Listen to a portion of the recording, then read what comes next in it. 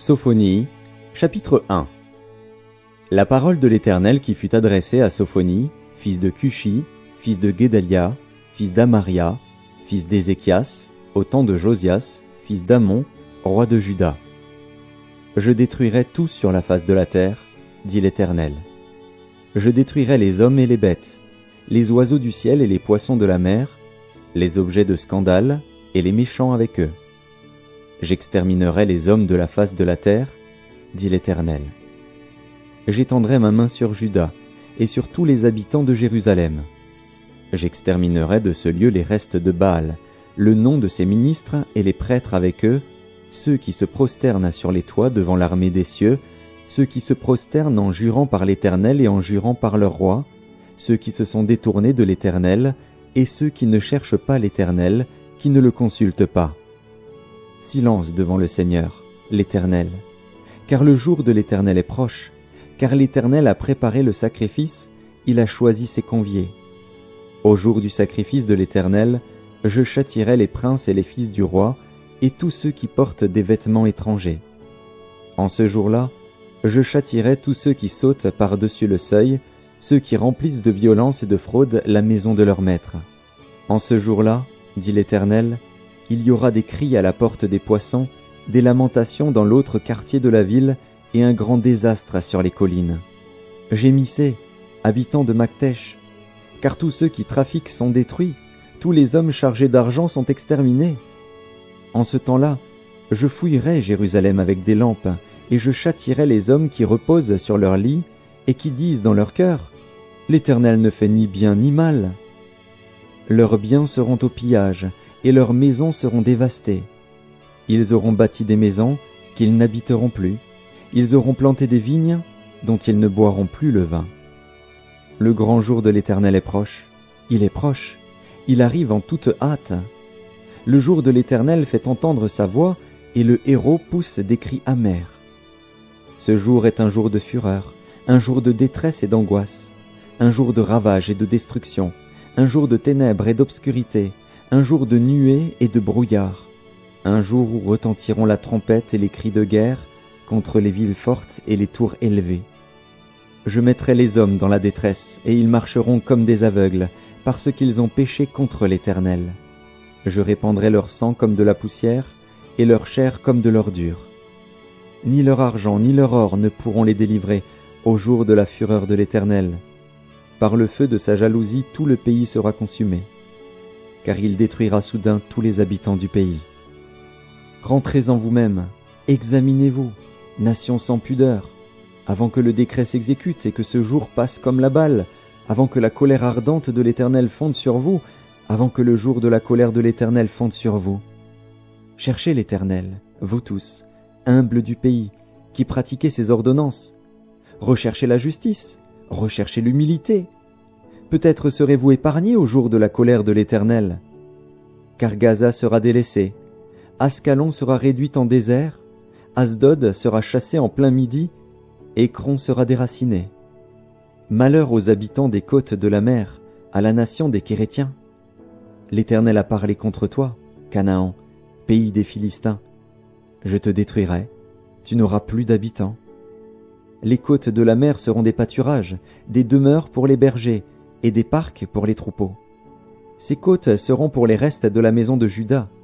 C'est là qu'ils paîtront. Ils reposeront le soir dans les maisons d'Ascalon, car l'Éternel, leur Dieu, ne les oubliera pas, et il ramènera leurs captifs.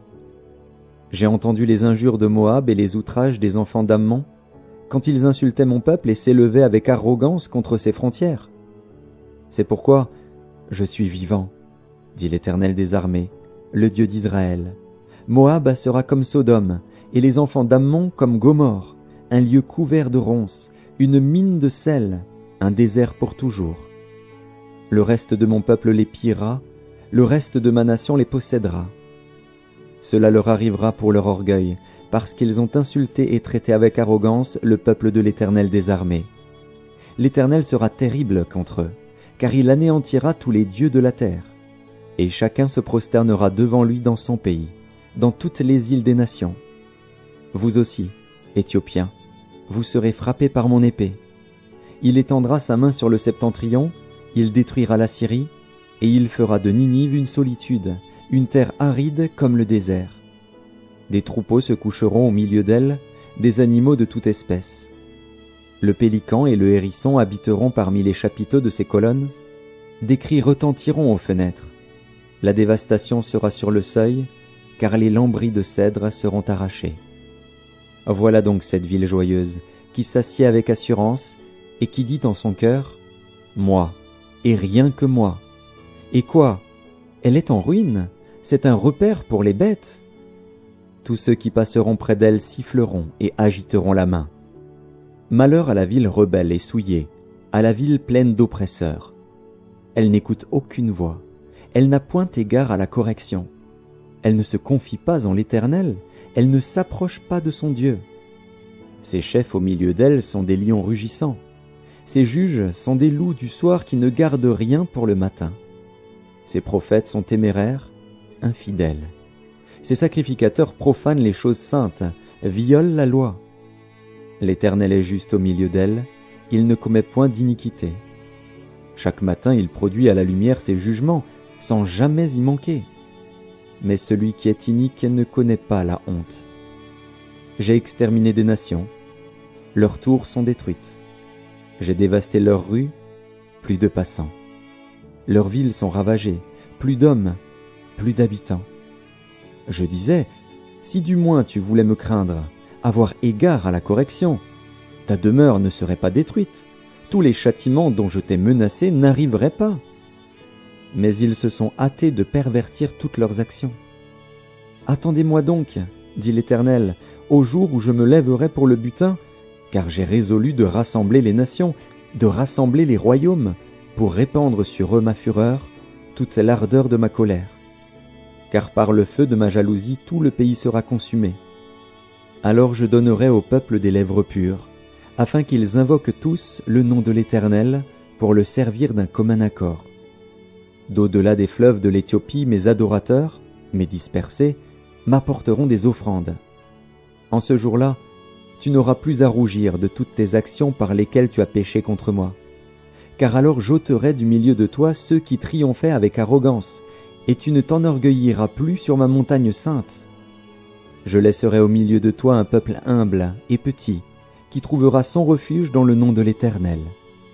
Les restes d'Israël ne commettront point d'iniquité, ils ne diront point de mensonge, et il ne se trouvera pas dans leur bouche une langue trompeuse. Mais ils paîtront, ils se reposeront, et personne ne les troublera. Pousse des cris de joie, fille de Sion, pousse des cris d'allégresse, Israël. Réjouis-toi et triomphe de tout ton cœur, fille de Jérusalem.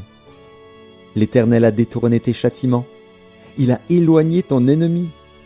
Le roi d'Israël, l'Éternel, est au milieu de toi. Tu n'as plus de malheur à éprouver. En ce jour-là, on dira à Jérusalem, « Ne crains rien. Sion, que tes mains ne s'affaiblissent pas. L'Éternel, ton Dieu, est au milieu de toi, comme un héros qui sauve.